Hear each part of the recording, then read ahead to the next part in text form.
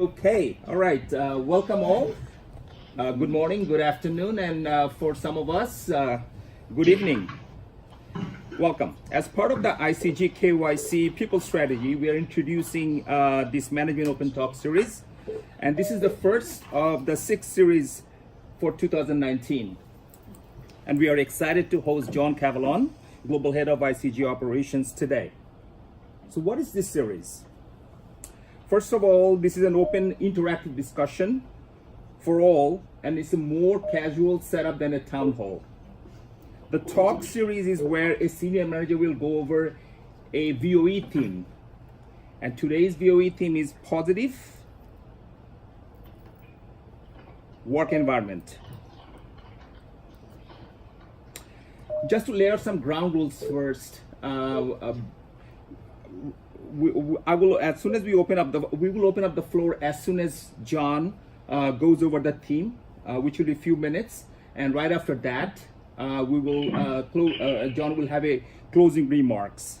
So before I hand over the mic to John, I want to give a quick intro on John Cavalone himself that some of you may or may not know. So John holds an MBA in finance from St. John's University, and he has a bachelor's in accounting from State University of New York, College of Plattsburgh, and he holds Series 7, Series 63, and Series 99 licenses. John has 25 years of experience in the financial services industry and has spent 9 years with Citi. John has held several senior management roles in sales, operations, and technology at BAML, Lehman Brothers, HSBC, and Barclays Capital. In his 9 years in Citi, John has held management position in client onboarding, KYC, accounts opening, settlement instructions, and securities and pricing operations team.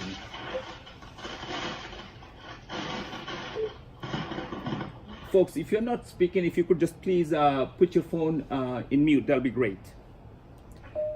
John is an active participant in the ICG ONT diversity program, as well as ISG mentoring program to help continue develop talent at Citi. John participates in many charitable activities with a specific focus on Project Backpack and March of Dimes. His interests include sports and music, and he's married with 2 beautiful children and calls Northport, New York as his home. So now here's some fun facts, guys, about John. All right, so John is the first person in his family to graduate from a university. So John loves music, and especially seeing live music across all genres from pop to classic rock, rock and roll, and jam bands like Phish, Grateful Dead, as well as heavy metal.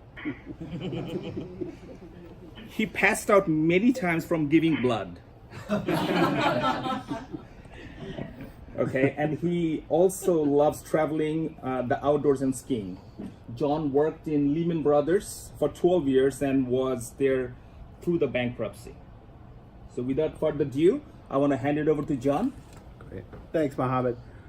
Thanks, guys. Thanks for turning out for this. I think I'm excited to just see sort of how we take themes and run with them as an org. So I think this Open Talk series, I'm just excited to see sort of where it goes, how we share the information, and I'm certainly excited to sort of hear from some of the other presenters that are going to be part of the subsequent themes.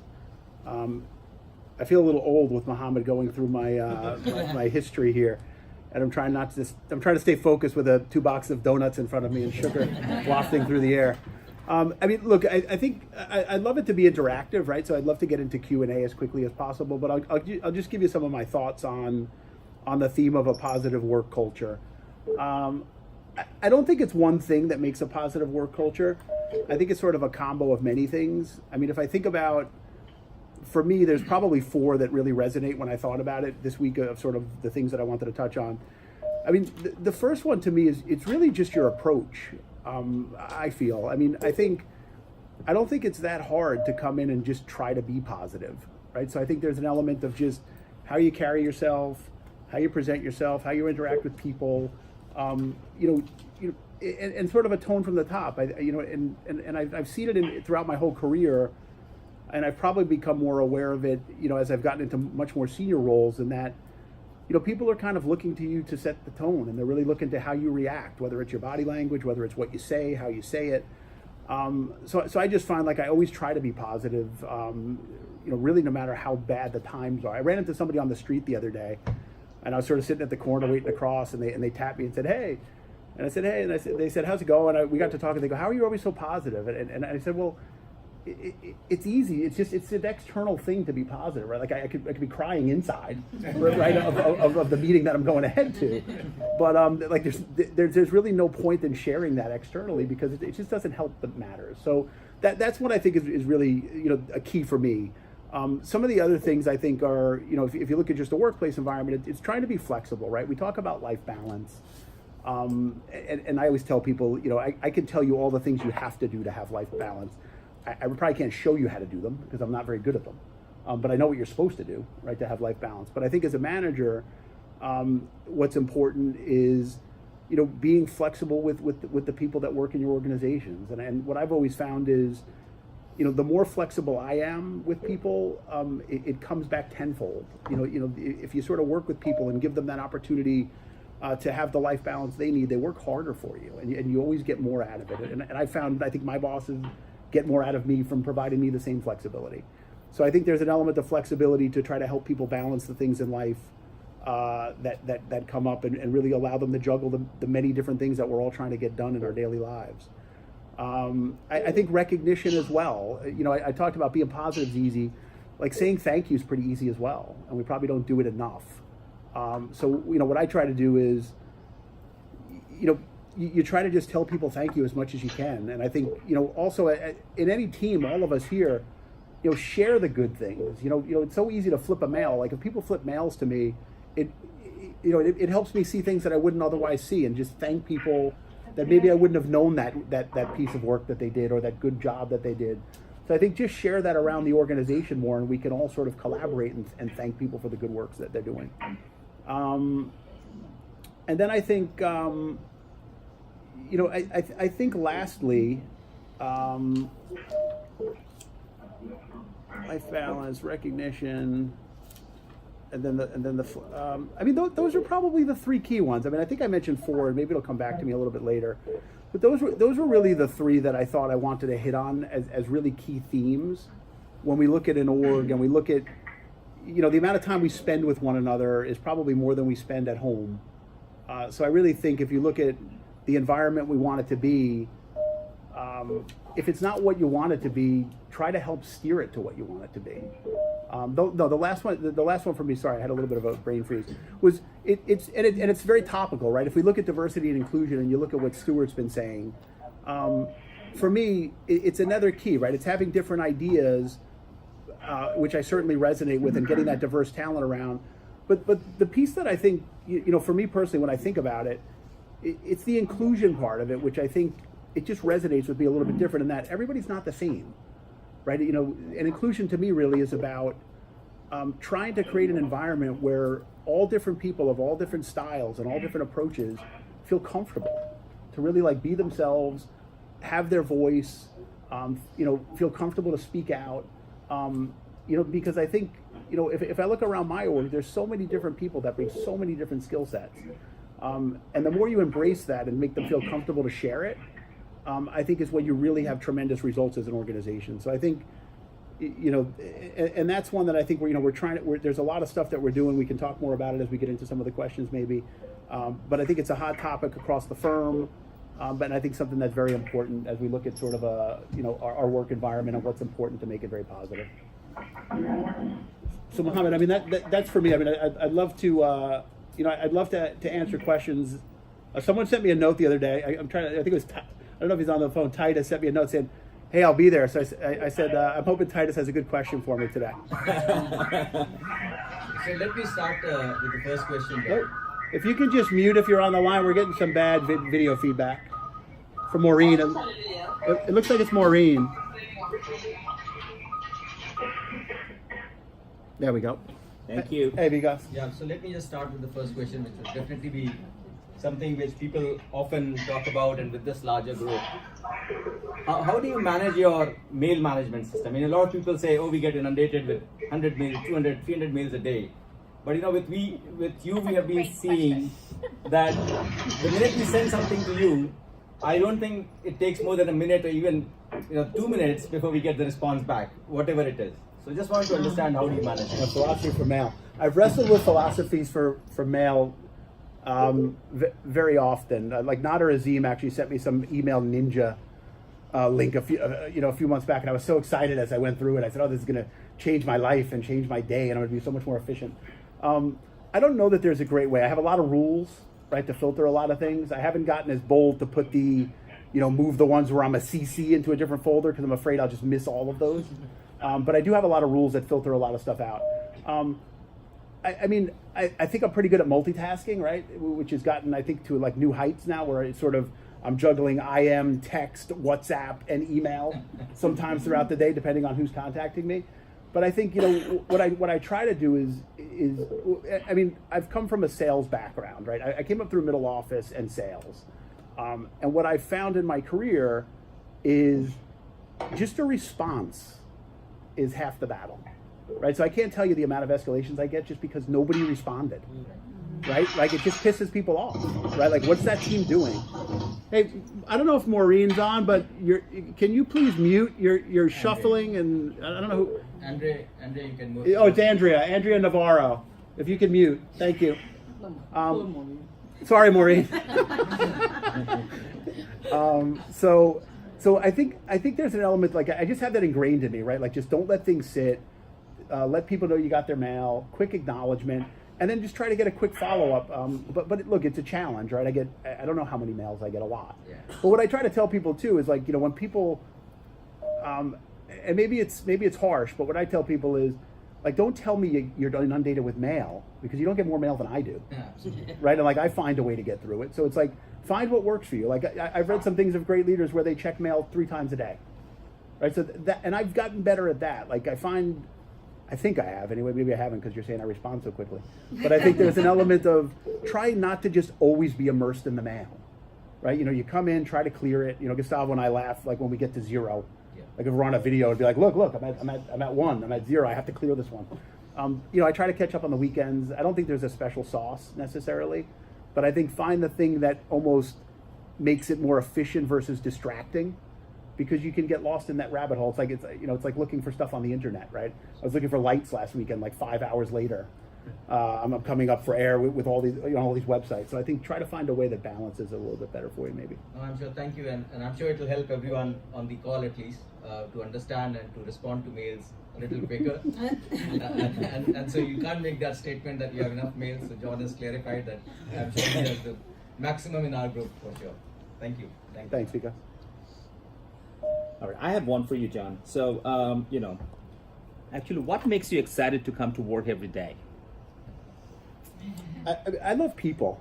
Like, right, so for me, I'm very social. I'm a people person. So, I really get a thrill out of sort of the people that I interact with. I think I'm very lucky, right? I think I get to come to work. I work with, some of the brightest people I've met in my career on a daily basis. But I think it's, I also feel like we have sort of personal relationships as well. I have people that, some people I've worked with for very long. Like, I've worked with Bill now, probably 15, maybe 20 years. We've worked together in different places. So you just sort of get to know people, right? And know about them. I'm always interested in, like, what are you doing? What are you doing outside of here? Right? Like, what makes you tick? What do we have that's maybe in common that we don't know? That I think builds relationships a little bit better. So, those are the things that sort of drive me. It's funny because I have a teenage son who like, we debate. He'll tell me repeatedly how he doesn't want to do what I do, right? Which is like go into an office and sit at a desk and how boring it is. And I sort of tell him, like, it's not. I get that you might not want to do it, right? But I think there's an element of, like, it's enjoyable. You're around people. You're socializing. You're sharing ideas. So those are the things that sort of drive me. I mean, and I always gravitate towards challenges, right? Sometimes I have to sort of almost pull back, right? Because you just have that. Sometimes you be on a call, there's 20 people trying to figure out it. It's not for you to solve, but you're dying to jump in there because nobody's putting their hand up to solve it. But I find the challenges, look at the things we've done over the last 2 or 3 years. Massive firm-wide challenges that we've struggled to solve. There's a part of me that wants to be the person solving those things. So those are sort of the things that drive me to come up, get out of bed in the morning at 5 o'clock and come in here. Thank you. Anybody from the room, or we can add the folks on the phone, or anybody on the room? It's Johnny in Belfast. Can you hear me? Sure, Johnny. Go ahead. Yeah. So obviously, massive theme about diversity at the and from my observations, I think it tends to kind of default to a conversation around gender representation and so on for the best possible reasons. But further to that, I think that ironically, we can have a very new view of diversity, and for me personally, it's a lot more than that. And kind of the second part to the question, I guess, I saw an older one of yours where big Wounded Warrior Project and so forth. I wonder, is that something that you stuck your hand in, kind of related to the first part of my question and your thought on that? I'm going to try to hope I caught what you were saying, Johnny. It was tough. You were breaking up quite a bit. I mean, look, I think I don't know if I got the first part of the question, but I think you were saying the diversity piece is more than gender, right? Which I totally agree with. I mean, I think there's elements of things where we're sort of starting to focus on as a firm with specific directives.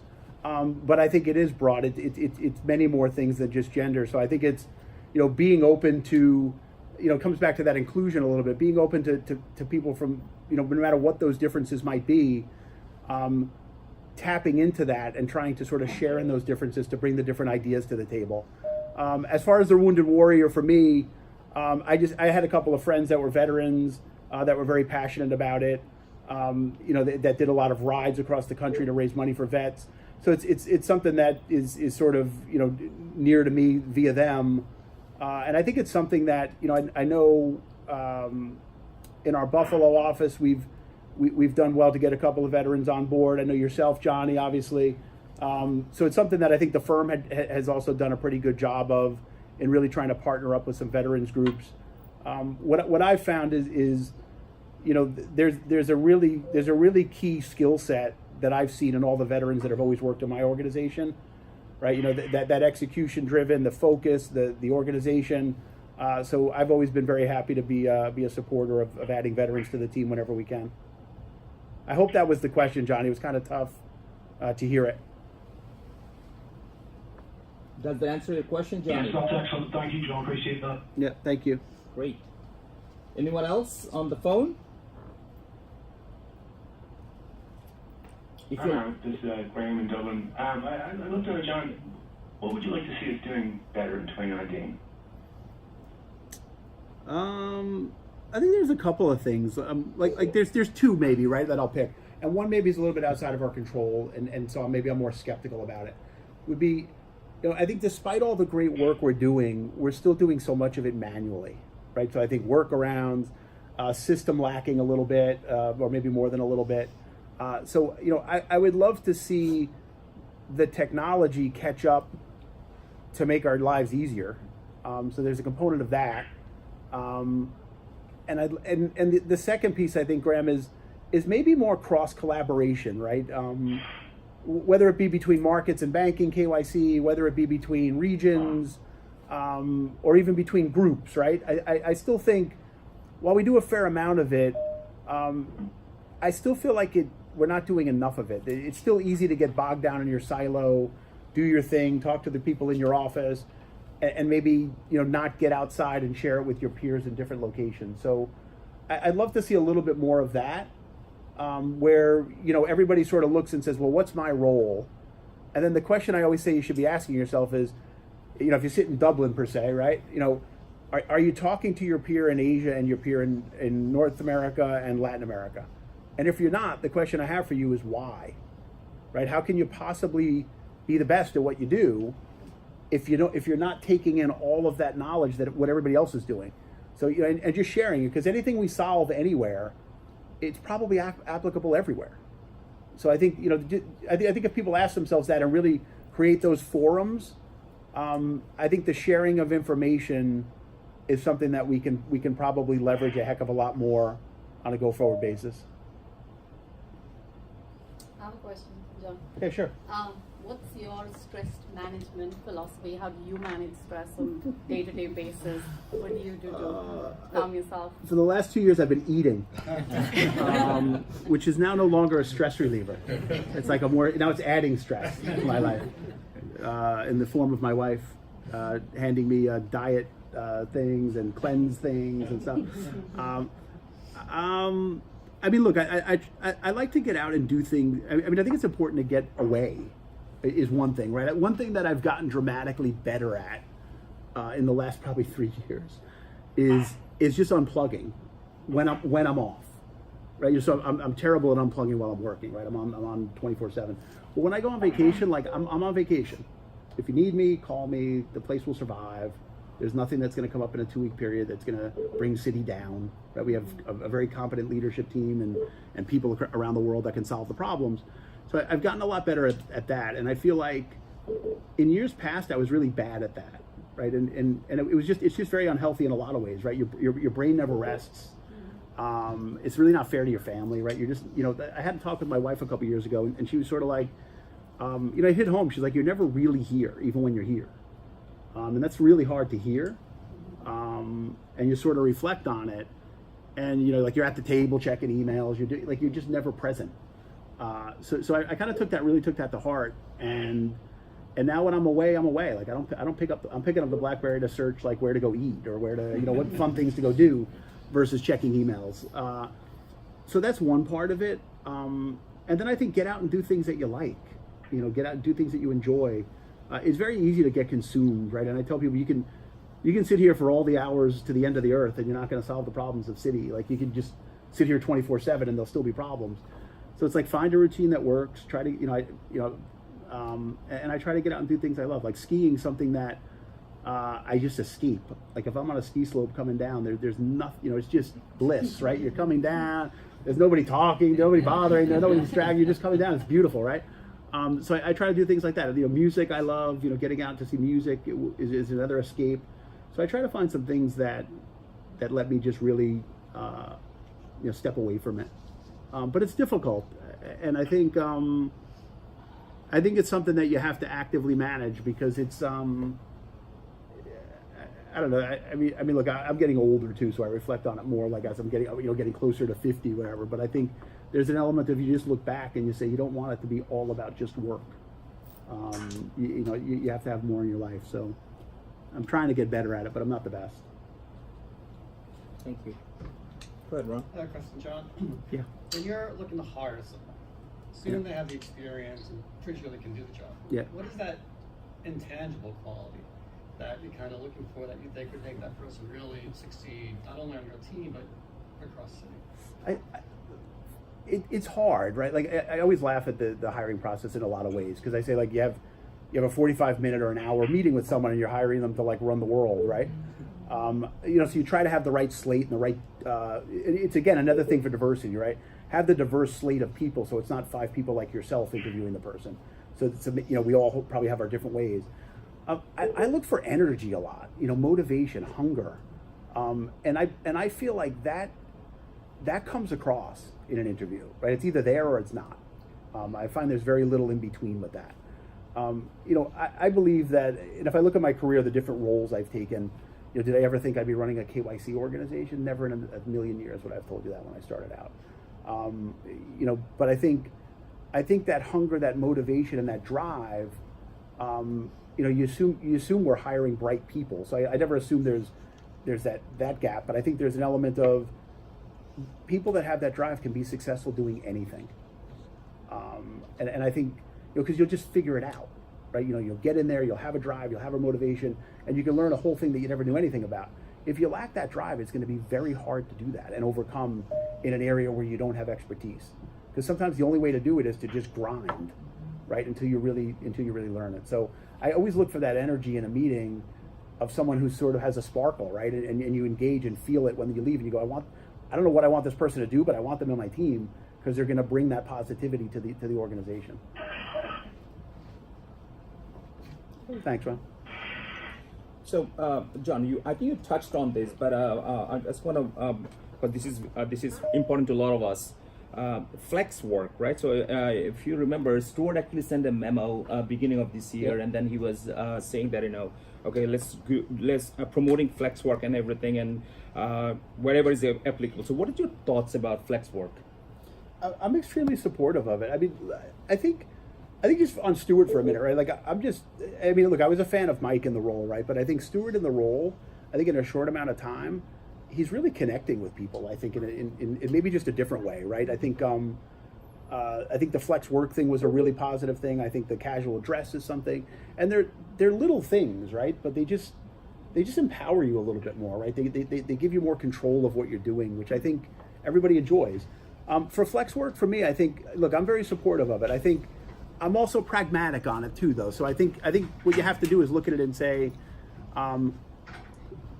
there might be some roles that it doesn't apply to, that just make it more difficult to do depending on your role, right? If there's a role where you really need to be in the office, or it's just not practical to do whatever you do from a remote location, But I think if you look at really what a lot of us do, there's not too much these days that you can't do from a remote location. But the thing I would say is it's a privilege, though, right? I mean, it's not a rite of passage that you just get it. I mean, there's formal flexible arrangements that people can apply for and get, right? Depending on what they need. But the other piece of sort of working a day from home, doing this type of stuff, it's work it out with your manager, and don't be the person that when you're working from home, your IM's away, you're not available, we can't reach you, because I think that kills it for everybody, right? I mean, I know for me, like when I work from home, you're getting more out of me because I'm online at like 6 a.m. now because I'm not commuting, and I'm I'm logging off later. So but that's the way I sort of look at it. I say work with your managers, work it out. I think there's also an element though of balancing it, right? Like, I mean, we're paying real estate costs, we have overhead, and there's also something I think that you get differently from just being amongst people in the office, of sharing of information, conversations, things that get mentioned that you kind of miss out, that you could miss out on if you're in a flexible work environment. So if you are, you just have to find ways to sort of try to get around that, right? Try to reach out more, try not to, because you're going to miss some of the stuff from just not being present. But I'm extremely supportive of it.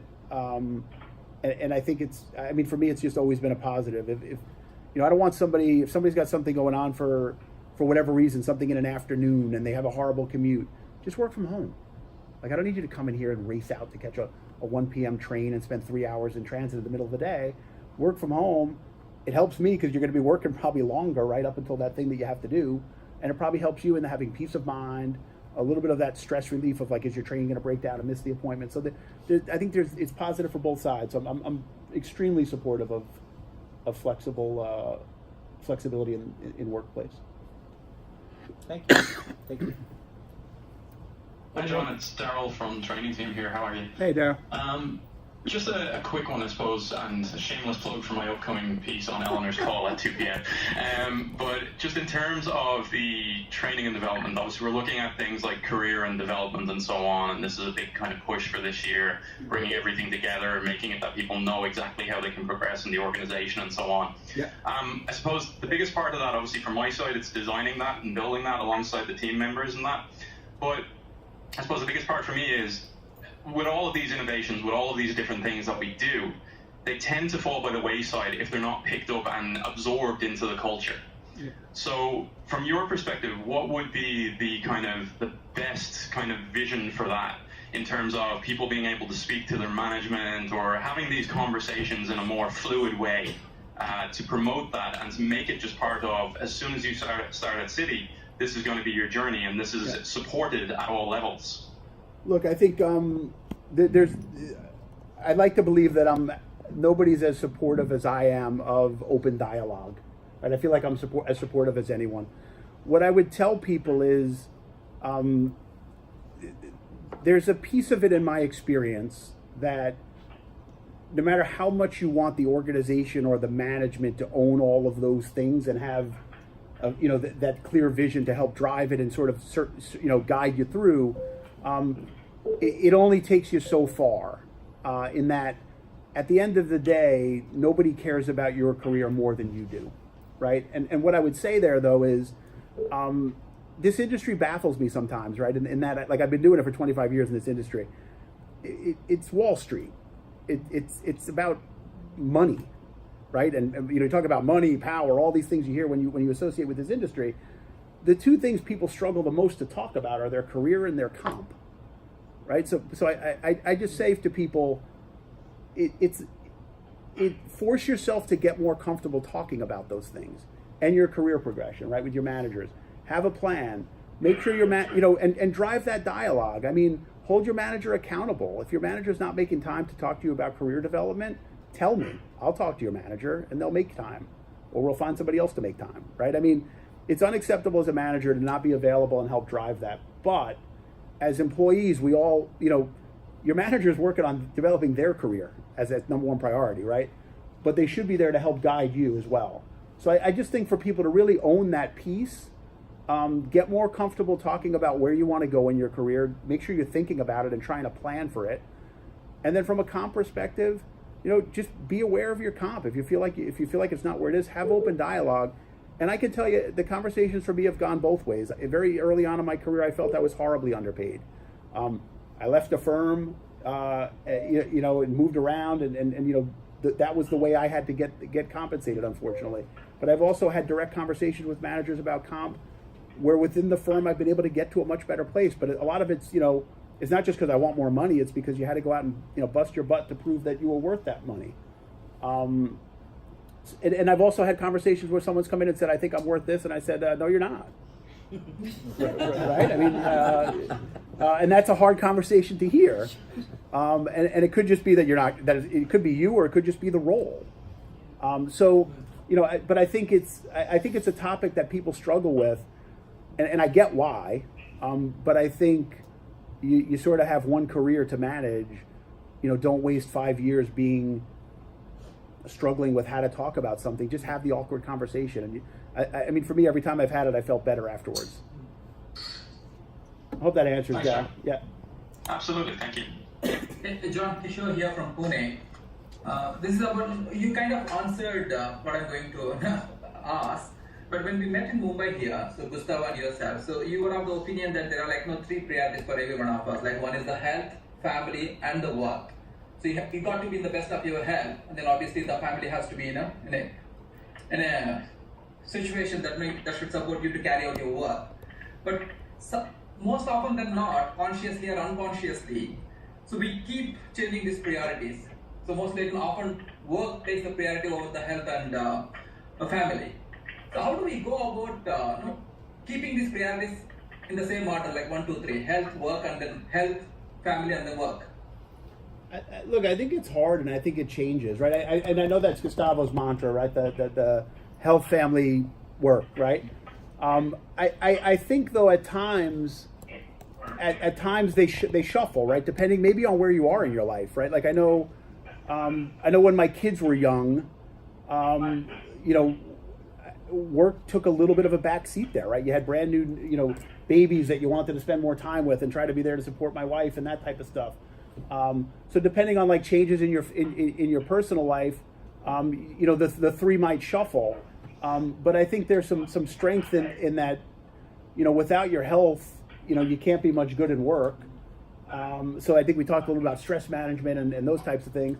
And I think, what family, friends, whatever your support system is, I think is critical as well, right? So if you're ignoring that, for the purposes of pure work, you might find yourself at some point sitting in sort of a dark room alone, right? Down the road because you neglected that piece of things.